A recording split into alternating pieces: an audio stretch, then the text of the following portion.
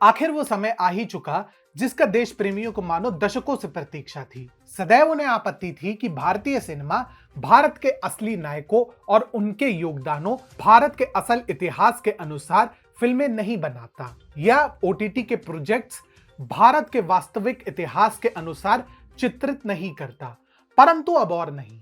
नमस्कार, स्वागत है आपका टीएफआई पर और मैं अनिमेश पांडे आपको परिचित कराऊंगा कि कैसे द कश्मीर फाइल्स और रौद्रम रणम रुधिरम की प्रचंड सफलता के पश्चात अब भारतीय कंटेंट एक क्रांतिकारी बदलाव का साक्षी बनने जा रहा है, जिसके सूत्रधार होंगे वी विजयेंद्र प्रसाद। इससे पूर्व कि हम आगे बढ़ें, यदि आपको हमारे विचार पसंद आए तो आप हमारे वीडियो को लाइक कर सकते हैं और आप हमारे चैनल को अवश्य सब्सक्राइब करें। लगता है आरआरआर की अपार सफलता के पश्चात भी वी विजयेंद्र प्रसाद का मन अभी भरा नहीं है। उन्होंने एक और भव्य प्रोजेक्ट बनाने का निर्णय किया है और सोचिए ये प्रोजेक्ट किस पर आधारित होगा।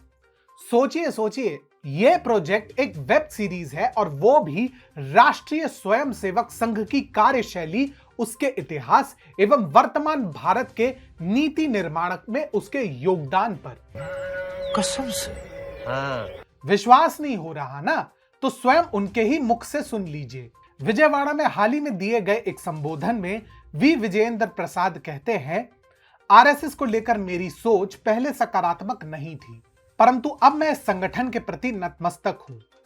4 वर्ष पहले मुझे आरएसएस पर फिल्म लिखने को कहा गया। चूंकि इसके लिए मुझे रुपए मिले थे, इसीलिए मैंने नागपुर जाकर मोहन भागवत से मुलाकात भी की। मैं वहां एक दिन रुका और पहली बार मैं देखा समझा कि आरएसएस क्या है और कैसे काम करता है। मुझे काफी पश्चाताप हुआ कि मैं इतने महान संगठन से अब तक परिचित क्यों नहीं था।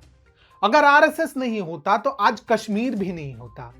पाकिस्तान की वजह से लाखों हिंदू मारे जाते। यानी जिस राष्ट्रीय स्वयंसेवक संघ को इतिहास से मिटाने का प्रयास किया गया, जिनके योगदानों को जानबूझकर अनदेखा किया गया, उनको अब वी विजयेंद्र प्रसाद अपने कलम की शक्ति से पुनः जागृत करेंगे। परंतु यही एकमात्र बात नहीं जिसके कारण विजयेंद्र प्रसाद वामपंथियों के रातों की नींद उड़ा रहे हैं। अश्विन गंगराजू के निर्देशन में 1770 नामक एक बहुभाषीय फिल्म जल्द ही प्रदर्शित होने वाली है, जिसका मोशन पोस्टर हाल ही में प्रदर्शित हुआ है। यह फिल्म प्रसिद्ध उपन्यासकार एवं इतिहासकार बंकिम चंद्र चट्टोपाध्याय के विश्व प्रसिद्ध उपन्यास आनंद मठ पर आधारित है, जो चर्चित सन्यासी विद्रोह पर आधारित है और जो तेलुगु समेत बंगाली, हिंदी, तमिल, मलयालम समेत अनेक भाषाओं में प्रदर्शित होने को तैयार है। इसे भी वी विजयेंद्र प्रसाद ही लिखेंगे, जो हाल ही में राज्यसभा में मनोनीत भी हुए।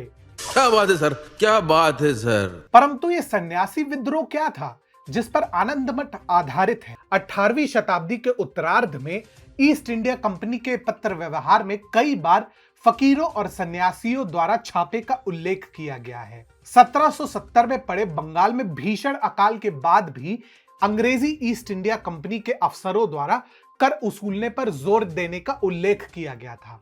इसी के विरुद्ध सनातनी सन्यासियों द्वारा विद्रोह का बिगुल फूंक दिया गया।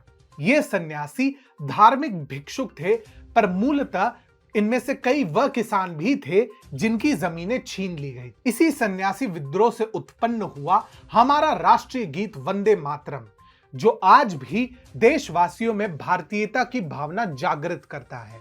अब सोचिए, यदि ऐसी कलाकृतियां पूरी भव्यता से सिल्वर स्क्रीन एवं ओटीटी पर आए तो भारत का वैश्विक स्तर पर मान कैसे नहीं बढ़ेगा।